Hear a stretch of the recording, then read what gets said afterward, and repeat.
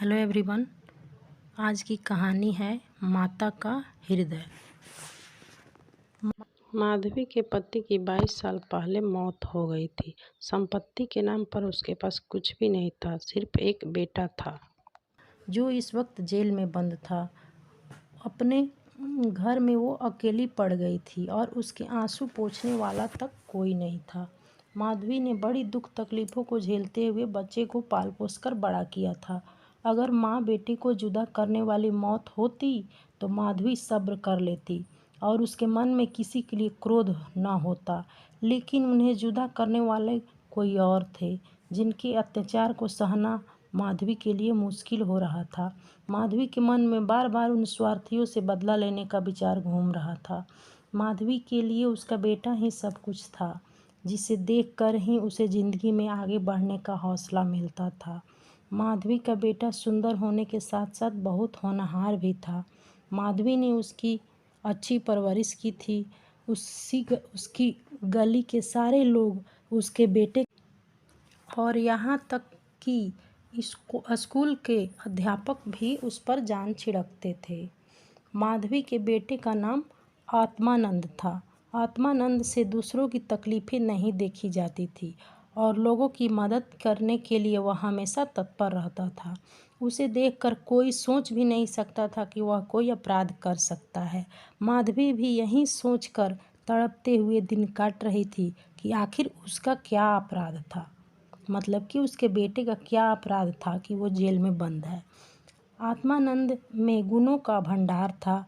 वह साहसी, निस्वार्थ और देश प्रेमी होने के साथ साथ कर्तव्य का पालन करने वाला इंसान था। साथ ही वो राजनीति में रुचि रखता था। वो बेबाक था और अपने राजनीतिक लेखों की वजह से सरकारी कर्मचारियों की नज़र में आ गया था। पुलिस भी उसकी हरकतों पर नज़र रखती थी। पुलिस बस एक मौके की तलाश में थी ताकि वो उसे जेल की सलाखों के पीछे डाल सके। जिले में पड़े एक डाके ने उन सभी लोगों को आत्मानंद को फंसाने का अवसर दे दिया। मतलब कि उसी समय जिले में डाका पड़ा हुआ था। जो भी उसे पसंद नहीं करते थे, डाके से तार जुड़े होने का हवाला देकर आत्मानंद के घर की तलाशी ली गई, जहां मिले कुछ पत्रों व लेखों को डाके का मुख्य कारण बताते हुए उसे गिरफ्तार कर लिया गया। मतलब कि आत्मानंद को गिरफ्तार कर लिया गया। अपने आरोपों को सिद्ध करने के लिए पुलिस ने कुछ और युवकों को भी गिरफ्तार किया और आत्मानंद को गिरोह का मुखिया करार दे दिया गया।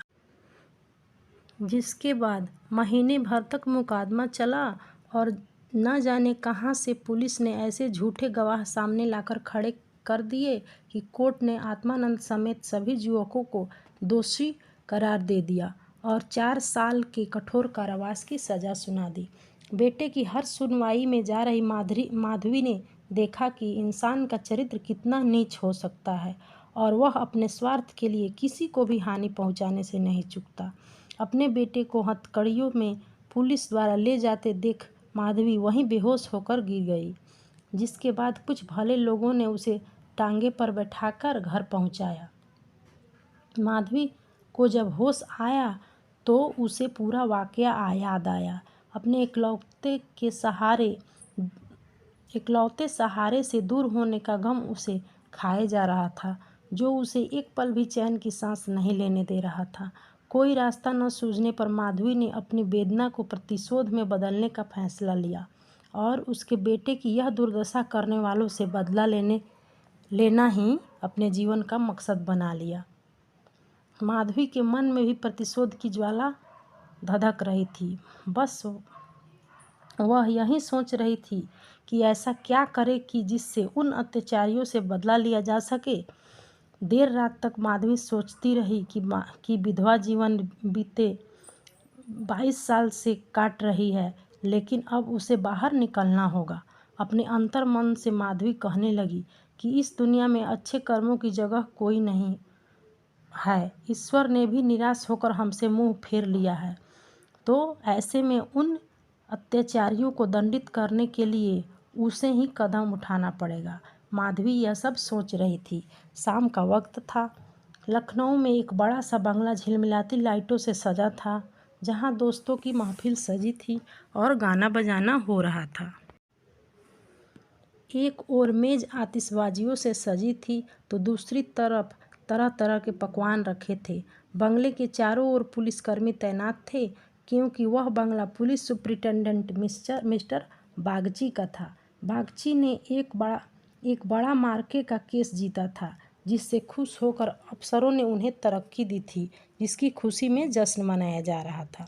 मार्के का केस, जिसमें पुलिस बेगुनाह युवकों को झूठे केस में फंसाकर जेल में भर देती थी, जिसके तहत आत्मानंद भी जेल में था।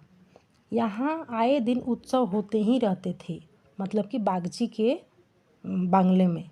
महफिल में रौनक बढ़ाने के लिए मुफ्त में गाने बजाने वाले आतिशबाजियाँ और आधे दामों पर मिठाइयाँ व फल फूल उन्हें आसानी से मिल जाते थे।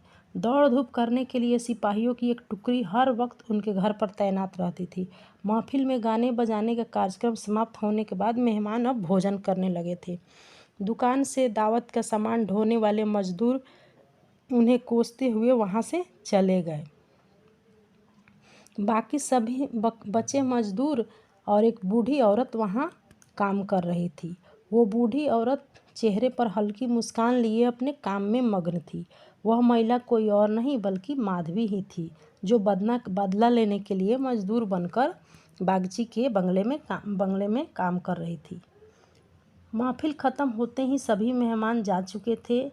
इक्के दुक्के मजदूर बचा हुआ खाना समेट रहे थे। माधवी एक कोने में चुपचाप बैठी हुई एकटक सभी को देखे जा रही थी। सहसा मिस्टर बागची की नज़र माधवी पर पड़ी तो वो उसके पास पहुँचे और बोले, तुम अब तक यहाँ क्या कर रही हो? कुछ खाने के लिए मिला है या नहीं? माधवी ने नज़र उठाकर बागची को देखकर कहा, साहब, खाना तो मिल गया है, लेकिन मेरे पास जाने का कोई जगह नहीं है। अगर आपको ऐतराज़ न हो तो मुझे यहीं कोने में पड़ी रहने दीजिए। माधवी की बात सुनकर बागची ने कहा, नौकरी कर लेगी बंगले में? बच्चे को पालना आता है क्या? बागची की बात सुनकर माधवी ने तपाक से कहा, जी हाँ, बच्चों को अच्छे से खिलाना जानती हूँ। इसके अलावा घर के छोटे बड़े सभी काम कर सकती हूँ। बस मुझे एक मौका दे दीजिए। माधवी की ओर ध्यान से देखते हुए बागची ने कहा, ठीक है, तुम आज ही से काम शुरू कर दो। माधवी को बागची के बंगले में काम करते हुए 1 महीने से अधिक हो गया था।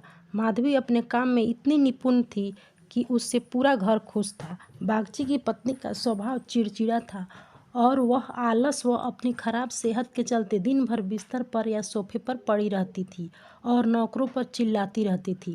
उसके स्वभाव के कारण बच्चे का ध्यान रखने वाली आया ज़्यादा दिन तक नहीं टिक पाती थी। माधवी उसकी जली कटी बातें सुनकर भी चुपचाप अपने काम में लगी रहती थी, इसलिए बागची की पत्नी को उससे कोई खास शिकायत नहीं थी। मतलब कि बागची की पत्नी भी माधवी को पसंद करने लगी थी। उसने बच्चे की देखभाल की जिम्मेदारी माधवी को ही दे दी थी। बागची और उसकी पत्नी को इससे पहले भी कई बच्चे हो चुके थे, लेकिन अज्ञात कारणों से उनका बच्चा कुछ महीनों या फिर साल भर के अंदर ही मर जाता था। इसलिए इस बच्चे पर दोनों माँ बाप की जैसे जान बसती थी।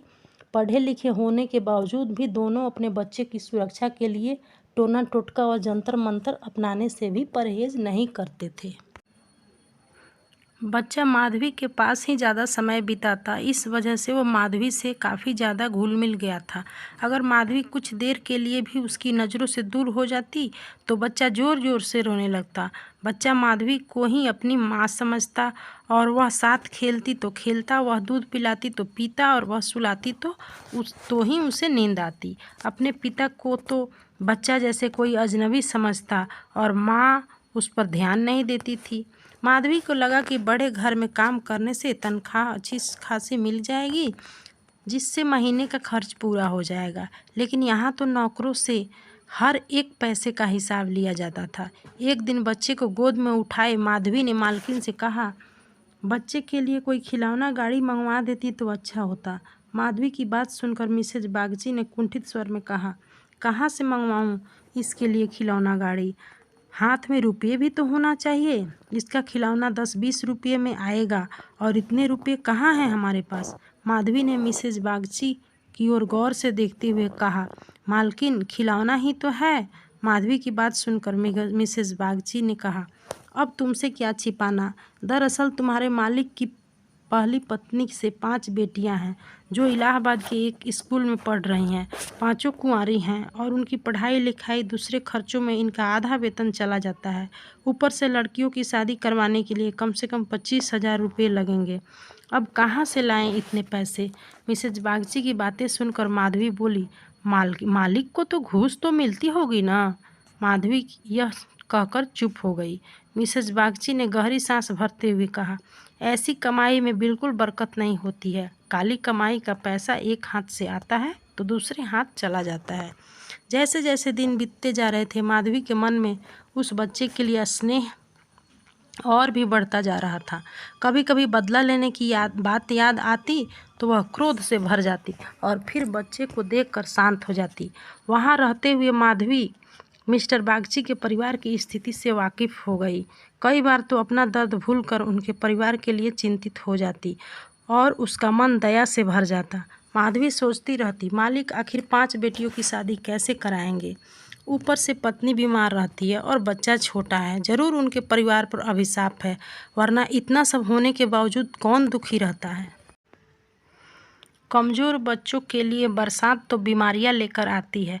बरसात में उन्हें अक्सर खांसी, जुकाम और बुखार घेर लेता है। ऐसे ही बरसात में माधवी एक दिन किसी काम से अपने घर चली गई। पीछे से बच्चे ने रो रो कर पूरा घर सिर पर उठा लिया। कुछ देर गोद में उठाने के बाद मिसेज बागची ने एक नौकर को उसे टहलाने के लिए सौंप दिया।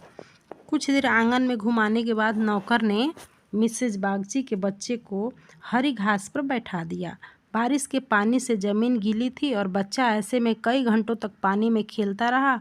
वह नौकर दूसरे नौकर के साथ गप्पे हाँकने में मस्त हो गया। काफ़ी देर बाद जब नौकर को ध्यान आया तो बच्चे को फटाफट भीतर ले गया और उसके कपड़े बदलवाए। शाम होते ही जुकाम से बच्चे की नाक बहने लगी और खांसी से गले से आवाज़ आने लगी। देर शाम जब माधवी बंगले में पहुंची तो बच्चे की हालत देखकर उसका कलेजा फटने लगा। वह बच्चे को लेकर तुरंत मालकिन के पास पहुंची और कहा, जरा देखो बच्चे का क्या हाल हो गया है, कहीं इसे सर्दी तो नहीं लग गई। बच्चे की हालत देखकर मालकिन भी हक्की बक्की रह गई, क्योंकि वह ऐसा मंजर पहले भी देख चुकी थी। उसके कई बच्चे पहले भी मर चुके थे। मिसेज बागची ने तुरंत नौकरों से अलाव जलाने के लिए कहा। मिसेज बागची और माधवी दोनों पूरी रात बच्चे को ठीक करने में जुटी रहे। दोनों की आंखों से नींद कोसों दूर थी। ऐसे में सवेरा कब हो गया दोनों को पता नहीं चला।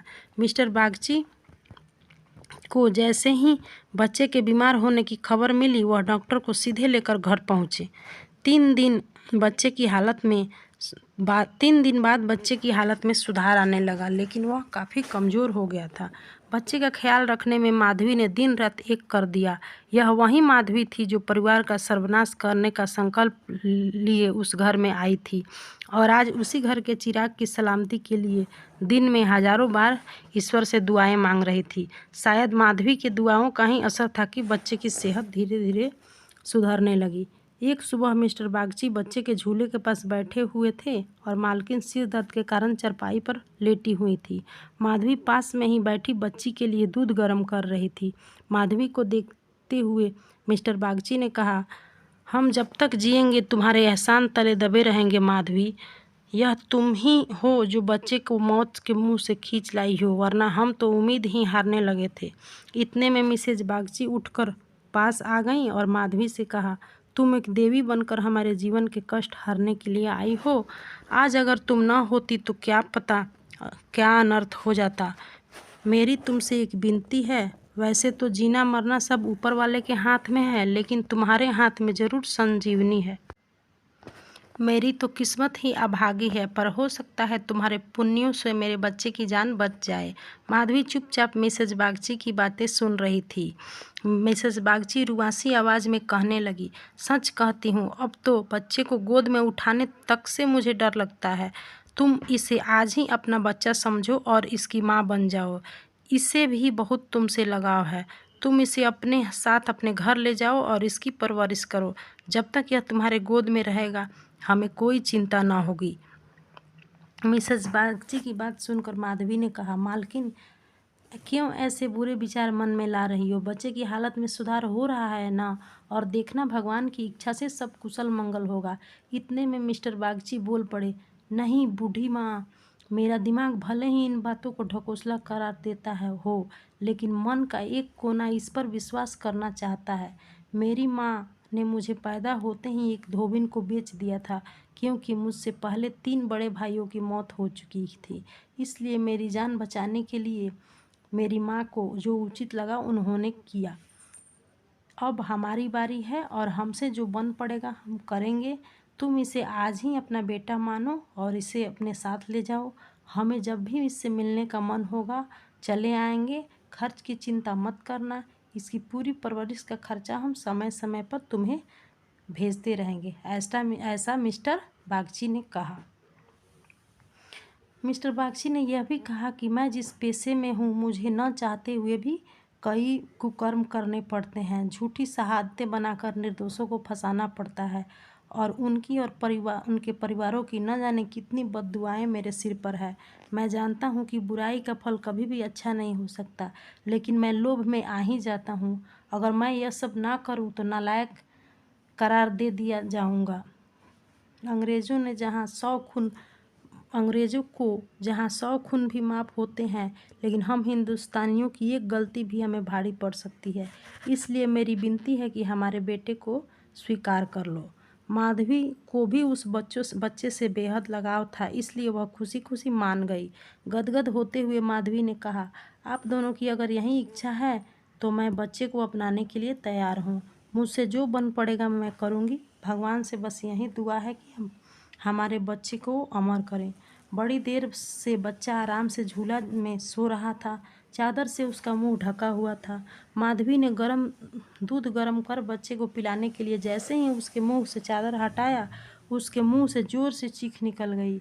बच्चे का शरीर पूरी तरह ठंड हो चुका था और चेहरा भी पीला पड़ चुका था। माधवी ने जल्दी से बच्चे को गोद में उठाकर सीने से चिपका लिया और जोर जोर से रोने लगी। बालक सभी को छोड़कर भगवान के पास जा चुका था।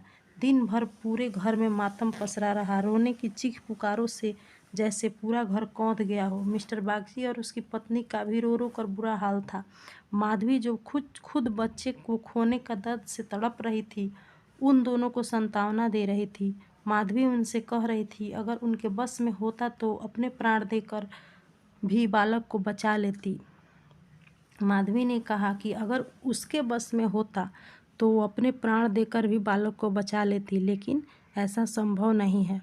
माधवी ने जो अपना बदला लेने आई थी, ममता के बंधन में बंध स्वयं दुख लेकर जा रही थी। सच कहते हैं, माँ का दिल दया का सागर होता है। माँ वह देवी है जिसकी निर्मलता को कोई भी मैला नहीं कर सकता। कहानी से सीख। माँ की ममता का पूरी दुनिया में कोई मोल नहीं है। बच्चे की ममता के आगे वह अपना सारा क्रोध भूल जाती है। यह कहानी यह भी सीख देती है कि इंसान को कभी लालच नहीं करना चाहिए